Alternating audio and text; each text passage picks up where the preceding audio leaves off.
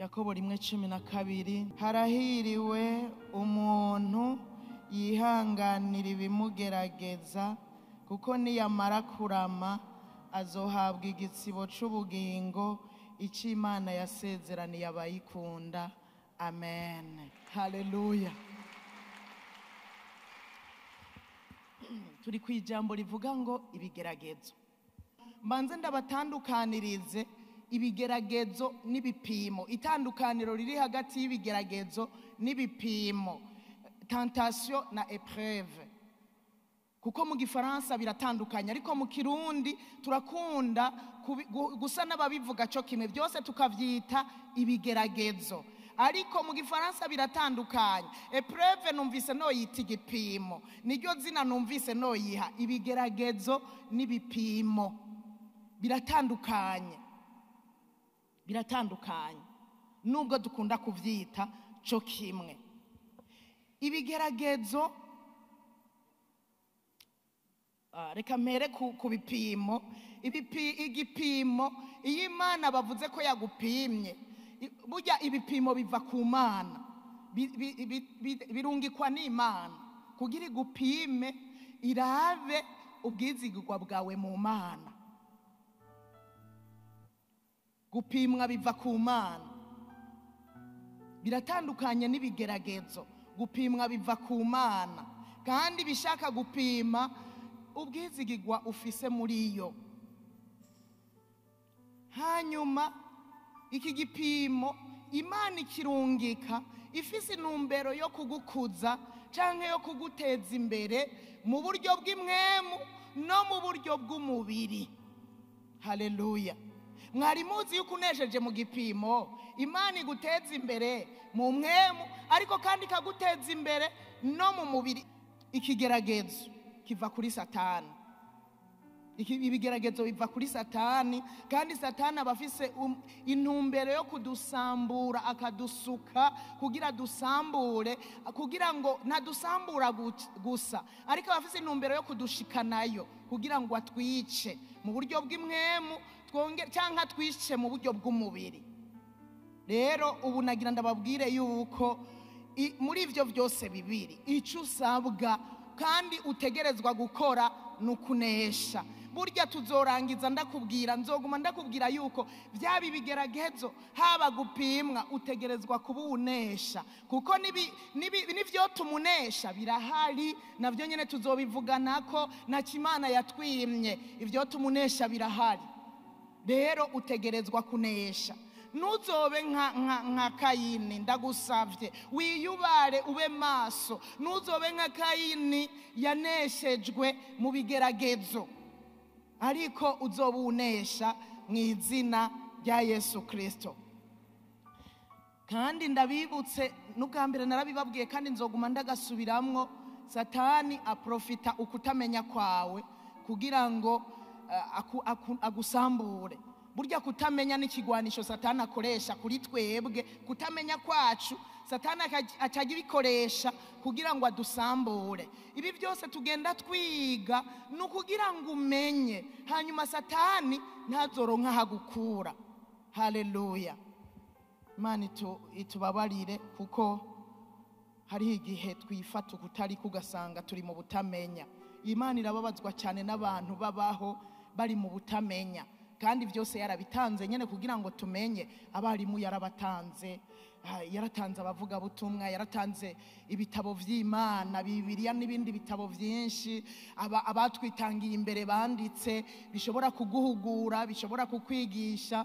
Ariko iyo udasomye canke basi ngupfume ugira umwete wo kumviriza abigisha batandukanye baguma bigisha, Satani aca yinjirira aho nyene muri uko kutamenya akagusambura akaguteza bya vyifuzo. Reka rero jewe ndabibutse yuko ubu rero ico ndiko ndabigisha ni tentation, si épreuve. Turacari kuri tentation, turacari kuri ibi bigeragezo. Nkundira rero tubanze dusomira ijambo imbere yuko mbandanya iyi ntambuko nyene. Dusome icete cya mbere Yohana yanditse igice cya 2 umurongo wa 16. Bavuga ngo kuko ikiri mu isi cyose ari ibyifuzo by'umubiri n'ibyifuzo by'amaso n'ubwibone bw'ubu bugingo bitanduruka kuri data wa twese ariko vyanduruka mu isi. Aha Petero yariko yandikira bene data bari mu ishengero, bari mu nzu y'Imana. Aravuga ngo ndabandikiye bana bato. Si ukuvuga ko yari karandikira abana batoya batazi ubwenge, abana bato mu kwizera nibo yashaka kuvuga, abana bato. Hari n'igihe bakunda gukoresha, izi ntumwa zakunda gukoresha ngo bana bato bashaka kuvuga abigishwa. Ndabandikiye bigishwa beza, abigishwa ba Yesu, abigishwa banje, ndabandikiye. Yarabandikiye rero. Usomye ku murongo wa 15 yarabandikiye abahanura, aravuga ngo nimugakunda isi canke ibiri mu isi, canke ikintu cyose kiri mu isi. Umuntu niyakunda isi, ugukunda Imana data wa twese ni kuzoba kuri muri we. Iyi ni impanuro yabahaye abandikiye. Nimugakunda isi, kubera yaramaze gutahura ibiri mu isi, yuko ari ibyifuzo by'umubiri, ibyifuzo by'amaso n'ubwibone bw'ubu bugingo. Acara babwira ngo nimugakunda isi nikiri muri ino si, ngo kuko nimwakunda ibiri mu isi, no kuvuga bya byifuzo by'umubiri, by'amaso n'ubwibone bw'ubu bugingo, gukunda Imana data wa twese ni kuzoba kuri muri mwebwe. Ku murongo wa 17 niho naho nyene yaciye ahanura, abibutsa ngo isi iriko iraherana n'ibyifuzo byayo, ariko rero abakora iby'Imana igomba abo bazokwamaho ibihe bidashira. Haleluya. Nagomba rero tubandanye ndababwira intsinzi ya mbere Satani yagize. Ni intsinzi yagize mu gihe yagerageza Adamu na Eva. Niyo ntsinzi ya mbere yagize. Amayeri yakoresheje rero mu gihe cya Adamu na Eva, n'uyu munsi niyakoresha. Nimusamare na gato amayeri yakoresheje kwa Eva, hamwe yamubwira ngo nivyo kuri koko. Reka dusome Itanguriro iki gice cya 3 umurongo wa 6, mwumve uko havuga. Tuharavuga ngo uwo mugore abonye ico giti yuko ari kibereye kuribwa, kandi ko gihimbaye mu jisho, ari igiti cyo kwifuzwa, kimenyesha ubwenge, yamura ku byo cyamye arabirya. Ahako n'umugabo wiwe bari kumwe nawe ararya. Ndagomba ngo tugereranye ikigeragezo cyabaye kuri Eva n'aya majambo twasomye, yuko ikiri mu isi cyose ari ibyifuzo by'umubiri, ibyifuzo by'amaso be n'ubwibone bw'ubu bugingo. Muri aya majambo dusomye tubigereranye. Usomye aha muri igitabo cy'Itanguriro aravuga ngo uwo mugore abonye yuko igiti ari kibereye kuribwa, akiravye mu maso, yabonye ari kibereye kuribwa. Nukuvuga umubiri wiwe uca wumva wokirya, bya byifuzo by'umubiri. Burya ikibereye kuribwa ni ibyifuzo by'umubiri. Yumva kirabere umubiri, aca yumva arashonje, aca yumva umubiri wo kumviriza ico giti uko kimeze. Urumva ikibereye kuribwa ni ibyifuzo by'umubiri. Hanyuma abona ko gihimbaye mu jisho, ibyifuzo by'amaso. Aca arabona ko gihimbaye mu jisho, kiramuhimbaye ariko araraba, ni ibyifuzo by'amaso. Hanyuma ikindi ari igiti cyo kwifuzwa, kimenyekanisha ubwenge, kimenyesha ubwenge. Urumva ni ubwibone bw'ubuzima. Urumva kugira ubwenge, nanje mba ubwenge, ngira ubwenge nk'Imana, ni ubwibone bw'ubuzima. Uko rero yagerageje Eva, ndabibutsa yuko n'uyu munsi aya mayeri nyene niyo ariko arakoresha Satani. Rero tube maso kubw'ibi bintu bitatu, kuko nagira ndababwire ngo nta n'ushika ku cyaha cyo gusambana niba ibintu byose atabiciye ko ibyaha byinshi turabikora byamanje guca muri ibi byifuzo. Rero tube maso cyane. Adamu na Eva baraneshejwe baragwa mu cyaha, kandi abantu bose bo mu isi baba barongoreye babasutse mu mwemu yo kurongorwa n'umubiri, baca bagenda barongorwa n'umubiri. Ari byo by'ibi byifuzo byo mu isi byaciye biza birabaganza. Ibi byifuzo byo mu isi rero nivyo bikogwa bya kameremere nk'uko tubisoma muri iki cete Pawulo yandikiye abigalatiya igice cya 5 umurongo wa 19. Haravuga ngo ibikogwa vya kameremere biramenyekana nibi: n'ubushakanye, ibihumanya. Ibi nivyo byifuzo byo mu isi: n'ubushakanyi, ibihumanyi, iby'isoni nke, ibyo gusenga ibigirwamana, uburozi, ubwansi, intonganya, ishari, uburake, ikeba, kwitandukanya ibice, igono, kuboregwa, kudandahigwa n'ibindi bene ivyo. Abantu rero ngo bakora ibisa gutyo ntibazoraga ubwami bw'Imana.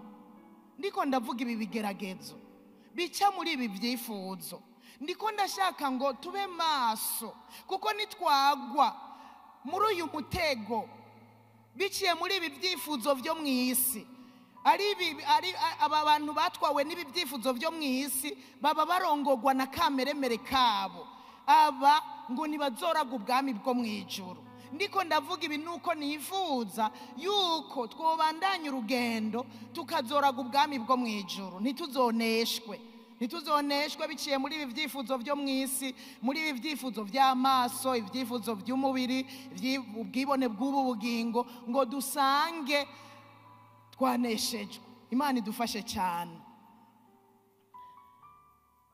Intsinzi ya kabiri, ikigira kabiri, twariko turavuga intsinzi ya mbere Satani yagize. Intsinzi ya kabiri ni intsinzi ya Yesu Kristo. Satani yaragize intsinzi ya mbere hariya nyene mu itanguriro, ya mbere nyene, ya mbere hari n'abandi bagiye baraneshwa, ariko bureka mvuga intsinzi igira kabiri, ariyo ntsinzi ya Yesu Kristo. Haleluya. Hamwe nuko Satani yanesheje Adamu na Eva, turafise uwundi mugabo yitwa Yesu Kristo yanesheje. Haleluya. Imana ishimwe ku bwa Yesu Kristo yanesheje. Imana ishimwe ko wamwakiriye uwo Yesu Kristo ari muri wewe mu izina rya Yesu Kristo. Ivyo bisigura ko nawe uzoba unesha. Yaranesheje ubwa mbere biciye mu buzima bwiwe. Yesu yarageragejwe uburyo bwose nkuko natwe biri uyu munsi, ariko we nta cyaha yigeze akora, nkuko twavyandikiwe mu Baheburayo igice cya 4 umurongo wa 15. Yesu yarageragejwe mu buryo bwose. Yarageragejwe, yarasuzuguwe, yaravumwa amate, yarambitswe ubusa, yarageragejwe uburyo bwose. Arageragezwa na Satani hahandi nyuma y'imisi 40, yarageragejwe uburyo bwose, ariko we nta cyaha na kimwe yigeze akora. Abaheburayo 4:15. Kuko umuherezi mukuru dufise atari udashobora kubabarana natwe mu ntege nke zacu nitwageragezwa. Uyu muherezi mukuru dufise agumana natwe mu mibabaro, agumana natwe, ariko nuwageragejwe uburyo bwose nkatwe, yamara we nta cyaha yakoze. Nico gituma ashobora gutabara abageragezwa uno munsi. Haleluya. Reka twongere tugereranye ibigeragezo bya Yesu n'ibigeragezo byo mu isi, na bimwe byo mu isi nababwira, bya byifuzo byo mu isi ari byo bigizwe n'ibyifuzo by'umubiri, amaso n'ubwibone bw'ubuzima. Yesu usomye aha muri Luka 4 turasoma umurongo wa 3 n'umurongo wa 5 n'umurongo w'9 gusa. Umurongo wa 3, umurongo wa 5 n'uw'9 haravuga ngo umugwanizi aramubwira ati niwaba uri umwana w'Imana bwirira ibuye ricika umutsima. Umurongo wa 5 nawo uvuga ngo aramudugana amwereka ubwami bwose bwo mu isi mu kanya gato. Umurongo w'9 amujyana i Yerusalemu amuhagarika ku gatwe k'urusengero aramubwira ati niwaba uri umwana w'Imana ikorore hasi.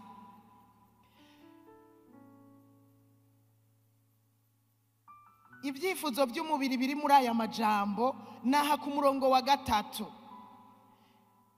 aramubwira ngo niwaba uri umwana w'Imana bwirira ibuye ricika umutsima. Umutsima ni uwo kurya. Ibyifuzo by'umubiri amutere avyibushe ikwifuza kurya, byari bijanye n'ivyo gufungura. Ibyifuzo by'umubiri bwirira ibuye ricika umutsima. Ariko Yesu ntiyabimwemereye, aramubwira ngo umuntu ntatungwa n'indya gusa, ntatungwa. Iki cyifuzo ntiyacyemereye. Yesu ntiyemeye kuneshwa, aramubwira ngo umuntu ntatungwa n'indya gusa, ntatungwa n'umutsima gusa. N'ijambo rivuye ku Mana Data wa twese ni umutsima w'ubugingo kandi riratunga. Ntiyaneshejwe. Rero nawe ntuze wemere kuneshwa n'ibyifuzo by'umubiri ngo usange watwawe. Yesu yaranesheje ibyifuzo by'umubiri. Umurongo wa 5 utubwira ibijanye n'ibyifuzo by'amaso kuri aka karongo kavuga ngo amwereka ubwami bwose bw'isi. Ni ibyifuzo by'amaso. Aramubwira ati tereza amaso urabe bijya bisagara ariya ma gratte-ciel raba, kandi niwapfukamira ukansenga ubwo bwami bwose ndabuguha. Yesu ntiyavyemeye. Yesu ntiyemeye kwamunesha. Yaciye amubwira ngo byanditswe ngo usenge Imana yonyene nsa. Ntiyamwemereye. Nawe ntukaneshwe n'ibyifuzo by'amaso, kuko hari ibyaha byinshi bikorwa byaciye mu byifuzo by'amaso. Ikigira 3 ubwibone bw'ubu bugingo. Amujana hejuru i Yerusalemu amuhagarika ku gatwe k'urusengero. Aramuhagarikako niwikorore. Niwaba uri umwana w'Imana niwikorore, wereka abantu kukaze. None abamarayika ntibakuramira. Wereka abantu kukaze, uguruke nawe uguruke. Ubwibone bw'ubu bugingo. Yesu aramurahira. Yesu yaranesheje. Rero ndasabye natwe nitwemere kuneshwa biciye mu byifuzo by'ubu bugingo, ibyifuzo by'umubiri, by'amaso n'ubwibone bw'ubu bugingo. Ikigira 2 yaranesheje Kristo Yesu biciye mu rupfu rwiwe no kuzuka kwiwe. Yaranesheje biciye mu rupfu rwiwe no kuzuka kwiwe. Umukristo wese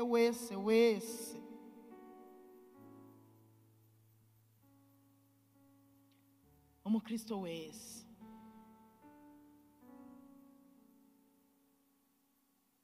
afise ukwizera kwamaze kwakira ko Kristo Yesu yapfuye akazuka.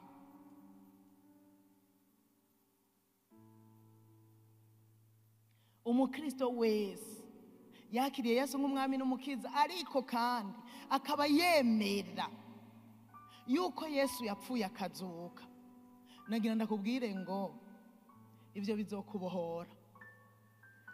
Ibi byifuzo na wewe uzobinesha mu izina rya Yesu Kristo.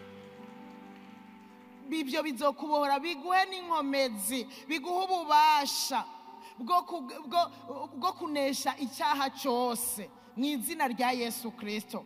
Icyoma tukama aho turi hose, uko kwizera kuri muri twebwe. Jewe uri muri jewe nuwapfuye akazuka, nuwanesheje urupfu na kuzimu. Ubwa mbere yarageragejwe aranesha, ntiyemeye kuneshwa ariko yaranesheje. Kandi nuwapfuye yaranesheje urupfu, hanyuma yarazutse, uyu munsi ni muzima.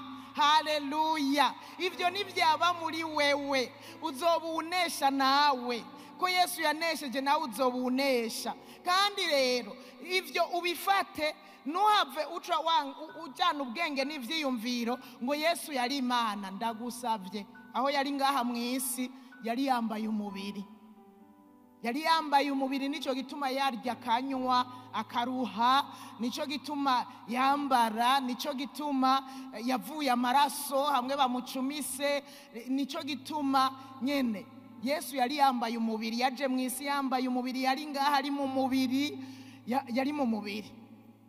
Rero ko yanesheje nawe urunesha. Dusoma Abaroma 8 umurongo w'9. Ariko mweho nimuganzwa na kameremere k'umubiri, ariko muganzwa n'imwemu. Kuva mwakiriye Yesu nk'umwami n'umukiza, twategerezwa kuganzwa na mwemu, apana ko tuganzwa na kameremere k'umubiri. Ariko mweho nimukiganzwa na kameremere k'umubiri, ariko muganzwa n'imwemu, bisanzwe mwemu w'Imana ari muri mwebwe. Ariko iyo umuntu adafise mwemu wa Kristo, ntabagize gute? Ntaba ari uwiwe. Imana idufashe. Umuntu yoba hano azi ko adafise mwemu wa Kristo, ntaba ari uwiwe. Kugira ugire mwemu wa Kristo, bisaba ko Kristo aba ari muri wewe, deja aba ari muri wewe. Kuko udafise mwemu wa Kristo, nurongogwe n'uwo mwemu wa Kristo, ntuba uri uwiwe, kandi uba uri kurarongogwa na kameremere. Umurongo wa 13 uravuga ngo, kuko namba mwitondera ibya kameremere kanyu, nimuzobura gupfa. Ariko nimwica umubiri, ivy'umubiri ukora, muvyicisha mwemu, muzobaho. Reka twice ivy'umubiri ukora, bya vyifuzo biza bigaca biha umubiri nawe ugaca ukora, tuvyicishije mwemu. Mu yandi majambo, kugira tuneshe ibi vyifuzo vy'umubiri, ibi vyifuzo vy'amaso, ubu bwibone bw'ubugingo, bidusaba kurongorwa na mwemu wa Kristo. Haleluya. Bidusaba kurongorwa na mwemu wa Kristo. Petero nawe yaranditse mu cete ciwe ca mbere 2:11 aravuga ngo, abo nkunda ndabinginga ko muri nyamukira n'ingenzi, mwirinde ibyifuzo by'umubiri bigwanya ubugingo. Iyi ni impanuro Petero yatanze, nanjye ndabikwibutsa. Mwibuke, twese tuvyibuke ko turi ingenzi, turi inyambukira ngaha mu isi. Turi mu isi ariko ntiturabisi. Ko turi inyambukira rero, twirinde ibyifuzo by'umubiri, kuko bigwanya yuko tuzobaha ibihe bidashira, bigwanya ibijyanye n'ubugingo budashira. Tuvyirinde. Niyo mpanuro Petero yatanze, nande ndabikwibukije ko turi inyambukira, turi mu isi tutarabisi. Twirinde. Kiri mu isi mwacumvise, mu isi hari ibyifuzo by'umubiri, by'amaso n'ubwibone bw'ubugingo. Ivyo nivyo biganje isi. Kandi arongera arabahanura Yohana ati, ntimugakunda isi n'ibiri muri iyo si. Ivyo nyene biri muri iyi si. Twebwe rero turi inyambukira, turiko turahaca turengana. Nimuze tureke kubimatako, tureke kubigumamwo, ariko tubandanye urugendo turongowe na mwemu yera, kugira ngo tubone kunesha ibi vyifuzo vyo mu isi. Haleluya, haleluya. Umaze gutahura ivyo, urafise uburenganzira bwo guhitamwo kubaho wubaha Imana. Ubeho wubaha Imana, uzobunesha mu izina rya Yesu Kristo. Haleluya. Abaroma 6:8, ahantu sinogenda ntahasomye, hari amajambo akomeye cyane, ndasabye tujane muyumvirize. Abaroma 6:8 haravuga ngo, turashikana ku 14, ariko bisanzwe twapfanye na Kristo, twizera yuko tuzobanaho nawe. Naho turi muri ino si idukwega, irimwo ivyifuzo bidukwega, kubera twapfanye na Kristo, twizere neza yuko tubanyeho nawe, niho tuzoba abanesha. Kuko tuzi yuko Kristo amaze kuzuka mu bapfuye atagipfa, urupfu rutakimuganza. Uko gupfa yapfuye niho yapfuye rimwe ku cyaha, ariko ariho ari uw'Imana, ariho mu busabane n'Imana. Haleluya, ariho yimatanije n'Imana. Subire mu murongo w'10. Uko gupfa yapfuye niho yapfuye rimwe ku cyaha, ariko ko ariho ari uw'Imana. 11. Aba ariko namwe mwiyumvira yuko mwapfuye ku cyaha, ariko ko muriho muri ab'Imana, muri Kristo Yesu, en communion avec Jésus Christ. Haleluya. Urumva turiho turi ab'Imana, en même temps en communion avec Jésus Christ. Ariko nimwumva iyo ni impamvu yo gutuma tunesha, tubeho turi ab'Imana ariko turi twimatanije na Kristo, turi mu busabane na Kristo, turi umwe na Kristo. Haleluya. None rero icyaha nikikabe ku ngoma mu mibiri yacu izopfa, ngo twumvire ibyo yifuza, kandi nitugahe icyaha imibiri yacu ngo ikoreshwe n'ukugabitanya, ariko mwishikanira Imana nk'abazuke bavuye mu bapfuye, n'imibiri yanyu muyihe Imana kugira ngo ikoreshwe no kugororoka. None rero icyaha nikikabe ku ngoma mu mibiri yanyu izopfa, ngo mwumvire ibyo yifuza, kandi nimugahe icyaha imibiri yanyu ngo ikoreshwe iby'ukugabitanya, ariko mwishikanire Imana nk'abazuke bavuye mu bapfuye, n'imibiri yanyu muyihe Imana kugira ngo ikoreshwe no kugororoka. Haleluya. Mwumvise ingingo dukwiye gufata, mwumvise ingingo dukwiye gufata kugira ngo tuneshe bino bigeragezo. Icyaha nikikabe ku ngoma muri twebwe, twishikanira Imana nk'abazuke, imibiri yacu tuyihe Imana kugira ngo ikoreshwe no kugororoka. Umurongo wa 14 uvuga ngo icyaha nikizobaganza, kuko mutaganzwa n'ibyagezwe, ariko muganzwa n'ubuntu. Haleluya. Icyaha, ndavuze ngo icyaha nikizotuganza. Naho wowe uri hano icyaha cyari kimaze iminsi kikuganza, aho cyakuganje karamaze, ariko icyaha nikizokuganza, kuko nukiganzwa na kameremere, uganzwa n'ibyagezwe, uganzwa n'ubuntu. Nukiganzwa kandi n'ibyagezwe, uganzwa n'ubuntu, ubuntu bwo muri Kristo Yesu. Haleluya, haleluya.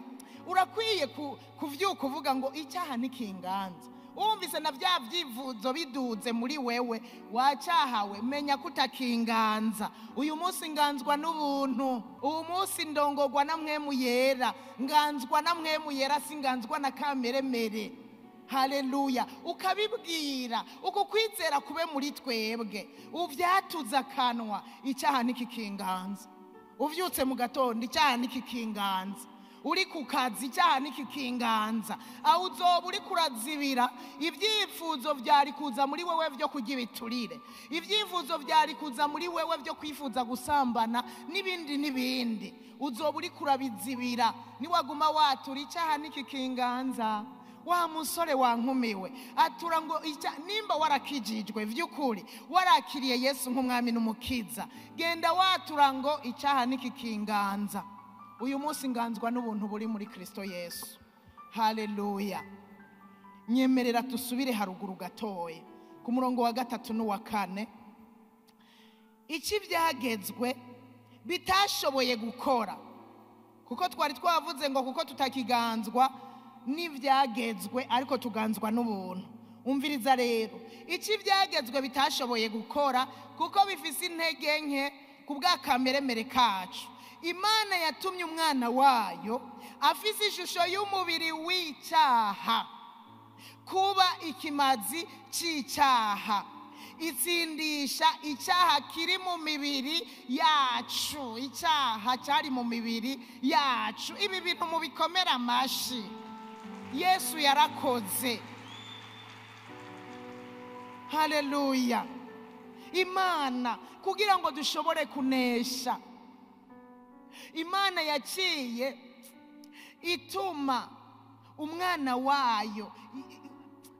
wayo yambaye umubiri w'icyaha kugira ngo atsinde icyaha kiri mu mibiri yacu. Yambaye umubiri w'icyaha kugira ngo twe atsinde icyaha cyo mu mibiri yacu. Umurongo wa 4, kugira ngo iby'ibyagezwe bibwiriza bishikanwe muri twebwe, tutagenda mu buryo bwa kameremere kacu, ariko tugenda mu bw'impwemu. Haleluya. Ntituganzwa n'ibyagezwe, tuganzwa na mpwemu. Haleluya. Reka nje ku ntambuko ya 2, ndayinyarutsa. Intambuko ya 2, aho twari tukiri mu ntambuko ya mbere ijanye n'ivyifuzo. Intambuko ya 2 ivuga gukekeranya.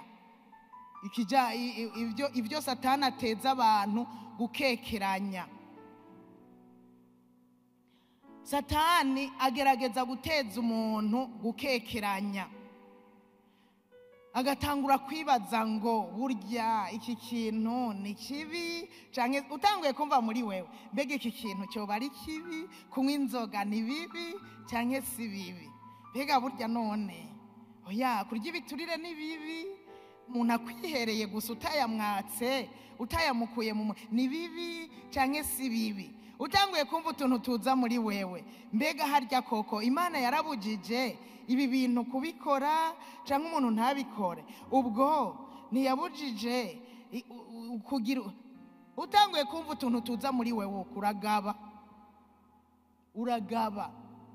uraba maso. Bibiliya iratugabisha. Usomye mu Baheburayo 3 umurongo wa 12, haravuga ngo bene data nimwirinde ntihagire uwo muri mwebwe agira umutima mu butizera umutera kureka Imana nzima. Umutima mu butizera, umutima mu bubandanya gukekeranya. Hariho na versi usomye bavuga gukekeranya nyene. Umutima mu butizera udafata ibintu uko biri ngo vyakira uko biri. Umutima mu butizera umutera kureka Imana. Ariko muhanurane uko bukeye bicitwa uyu munsi, ntihagire uwo muri mwebwe akomanazwa umutima n'uruhendo rw'icyaha. Wa muba duhenda azana ugukekeranya. Ibyo ntibikakubemwo mu izina rya Yesu Kristo. Intambuko igira 3 n'ububeshi bwa Satani. Satani mu bintu adashobora gukora harimwo kuvuga ukuri. Satani ngo aravuze ukuri? Oya, ari ikindi ashoboye, avuga igice cy'ukuri, aguhendesha igice cy'ukuri. Burya na Eva yamuhendesheje igice cy'ukuri. Satani avuga igice cy'ukuri, ni umunyabinyoma. Bibiliya iravuga ko ari we se w'ibinyoma. Muri Yohana 4 umurongo wa 44 haravuga yuko Satani yahoze ari umwicanyi kandi ari we se w'ibinyoma. Mwebwe murabaso wa mugwanizi, kandi byose yifuza nivyo mushaka gukora. Uwo yahereye ubwa mbere kuri Adamu na Eva ari umwicanyi, kandi ntiyahagaze mu kuri, kuko atakuri kuri muri we. Iyo avuga ibinyoma avuga ibyiwe, kuko ari umunyabinyoma kandi ari we se wavyo. Satani ni we se w'ibinyoma, urumva n'umunyabinyoma. Rero numubeshi pe, ibyo avuga byose n'ibinyoma, akavuga igice cy'ukuri. Ibyo mubimenye. Aracurika ijambo ry'Imana akarishiramwo ibinyoma, akavuga ukuri gukeya hanyuma ibindi akabishiramwo ibinyoma. Reka akarorero, arashobora kuvuga ngo ntuzohopfa ngo ahubwo uzohinduka. Reka na Eva niko yamubwiye, oya nimuzopfa ahubwo muzoca muba abanyabwenge nimwakiryako. Aho gupfa ahubwo uzoca uhinduka umunyabwenge. Ntuzopfa ariko uzohinduka umunyabwenge nk'Imana. Uzokwama uronka inyishu, akakumvisha ko uzokwama uronka inyishu y'ibibazo byose, y'utuntu twose. Eka sivyo. Canke akaguhenda ngo bikore, burya nta numwe azobimenya, nta numwe azobimenya, n'abavyeyi ntibazobimenya, no mw'ishengero ntibazobimenya. Bikore uko biri kose, rega n'abandi barabikora. Byo n'ibinyoma vya Satani, n'abandi barabikora. Kandi nivyo, hariho abantu benshi kwera uza wumva bariko barabivuga ngo abandi bo ntibabikora. Abandi n'abandi, burya wewe ni wewe. Kandi burya agakiza ni individuel, agakiza ni kuri gatwe kawe. Nturaba abandi ngo barabikora, wewe raba wewe, ni wirabe wewe wenyene. Abandi akabahenda ngo noneho nakaha gatoya. Ako kantu n'akantu gato cyane, nakaha gatoya. Ndakumenyesha ko atacyaha gito gihari. Icyaha ni icyaha, nta kitoya nta kinini, byose icyaha ni icyaha, cyitwa icyaha. Rero ntazoguhende ngo icyo cyaha ni gito. Gukora icyaha gito nicyo kimwe no gutwara inda, kuko kirakura. Kimaze gukura kikavyara urupfu. Kiratwara inda, kigatinda kigakura, kikaboneka. Hanyuma inda murazi kwikura, hanyuma kigazotinda kivyaye kivyara urupfu. Reka mpereze kuri iyi ntambuko ya 4, intambuko yo kugarariza. Satani ni umugarariji, nico gituma ari wasuka mu bantu ivy'ubugarariji. Ubugarariji no gushira mu ngiro icifuzo kibi. Icari icifuzo kikaja mu bikogwa. Uba waretse cya ciyumviro kibi kiri muri wewe kikakuganza. Uba wamaze kwizera ikinyoma cha Satani, ugasanga waguye mu mutego wiwe. Kugarariza no gushira mu ngiro ivyiyumviro bibi. Ugararije ivyiyumviro vyiza bizanwa no kurongorwa na mpwemu yera, ugaca usanga washize mu ngiro ivyiyumviro bibi. Kandi burya abantu bagarariza bose, bagarariza no mu bikogwa, no mu gihugu, no mu migwi itandukanye, bashira mu ngiro ivyiyumviro bibi. Bagira ivyiyumviro bitari vyiza, bagaca babishira mu ngiro. Kugarariza uba uriko uragarariza ukwari ukuri, ivyari vyiza ukabigarariza. Dusomye aha muri Yakobo 1 haravuga ngo, ariko umuntu wese ageragezwa iyo akwezwe n'ivyo yifuza bikamusuka. Bya bindi byari vyifuzo bikamukwega, ugasanga yabishize mu ngiro. Aba yageragejwe pe kandi yafaditse. Umurongo wa 15, maze uko kwifuza gutwara inda kukavyara icyaha, icyaha kimaze gukura kikavyara urupfu. Imana idutabare cyane. Nimuzimire, nimuzimire, niko yaciye ababwira ku murongo wa 16. Nimuzimire, iyo n'impanuro. Nimuzimire bene data nkunda. Mu yandi majambo, mube maso, mube maso. Ntuzosukwe n'ivyo wifuza ngo usange vyagusutse waguye mu kigeragezo. Ndakwinginga, reka ngaruke kuri Kayini. Kayini niwe Imana yagabishije, ariko imaze kumugabisha iramubwira ngo icyaha kibunze ku rugi. Kandi aho Imana yarabona byari bikiri mu vyifuzo bya Kayini, hari indani Imana yarasoma, murazi kwibonera kure ivyiyumviro vyacu. Imaze kubibona iramubwira ati, Kayini, icyaha kibunze ku rugi. Burya mu yandi majambo, ivyo vyifuzo biri muri wewe mu kanya gatoya biriko birakura, birahava bivyara icyaha. kandi byahavuye kubera Kayini atumviye iyo mpanuro, uko kugabishwa kw'Imana, cyahavuye gikura kiravyara icyaha cyo kwica mwene wabo Abeli, kivyara icyaha cyo kwica, byahereye mu kwifuza.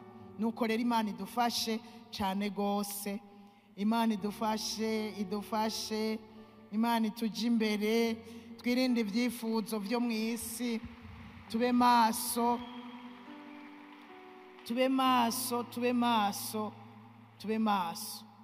Ibyifuzo byo mu isi ntibituneshe, ari byo byifuzo by'umubiri, by'amaso n'ubwibone bw'ubu bugingo, usanga byinshi byugariyemwo, kandi ibyo ubikoze biciye muri ibyo byifuzo bikwega ibindi byinshi cyane. Nuko rero tube maso.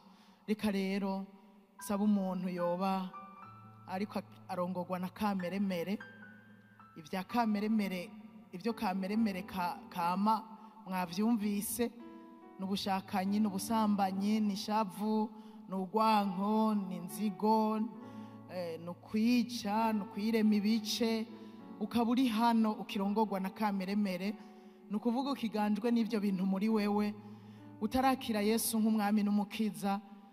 Ndakwinginga ngo utere intambuko kugira ngo mpwemu wa Kristo abe muri wewe, azarakuganza, azarakurongora. Nimba hari uhari hano atarakira Yesu nk'umwami n'umukiza, ndamuhaye ikaze. Niba uri hano utarakira Yesu nk'umwami n'umukiza, uduze ikiganza tukubona aho uri, tukubone wowe utarakira Yesu, ukiganzwa na kameremere kawe, kugira ngo uyu munsi ukubere umunsi mwiza wo kwakira Yesu. Uzoba wakiriye mpwemu wa Kristo kugira ngo aze akuganze. Ego cyane, Imana iguhezagire. Karibu cyane, tumukomera amashi menshi. Iyo ntambuko yabaye iyo kwizera, rero mwaturisha akanwa ko Yesu ari umwami, hanyuma akaba n'umukiza. Muraba muronsa agakiza, kandi mpwemu wa Kristo acazabe muri mwebwe guhera uyu munsi, acatangura abarongore. Musubire mwaya majambo. Sinzi ko hari abatwumva ku buhinga ngurukana bumenyi nabo bifuza kwakira Yesu nk'umwami n'umukiza. Namwe turabahaye ikaze, tujane mu gusubira mwaya majambo. Aho uri hose birashoboka, uri mu nzu yawe, uri mu gitanda cyawe, aho uri hose birashoboka ko wakira Yesu nk'umwami n'umukiza, kandi bigakora, akaba muri wewe, na mwemu wiwe akaba muri wewe. Birashoboka. Usubire mwaya majambo, uvuge ngo mwami Yesu, ndakwakiriye ngo umbere umwami n'umukiza w'ubugingo bwanje. Mwami Yesu, ndagusabye imbabazi ibyaha byose nagendeyemwo. Kuva uyu munsi ndabihakanye, ibikorwa bya Satani ndabihakanye. Umbabarire, amaraso yawe Yesu anyeze, sinzobisubira. Mwami Yesu, nunyandike mu gitabo cy'ubugingo. Satani yari yaranyigaruriye, kuva iyi saha mvutwe mu gitabo ciwe. Mbaye uwa Yesu, nzorongorwa nawe kuva ubu gushika ibihe bidashira. Dukoma amashi menshi, kandi muze dufatanye kubasengera. Tuvuye hasi twese tubasengere, tubashire mu biganza by'Imana. Barahisemwo kwakira Yesu, tubasengere kugira bazobibandanye, tubasengere kugira bazobandanye iyo nzira, kandi bazogenda arabanesha muri runo rugendo. Mpwemu wa Kristo ari wabaganza.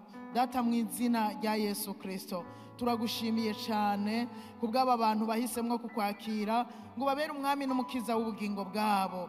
Bahezagira, ubagirire neza.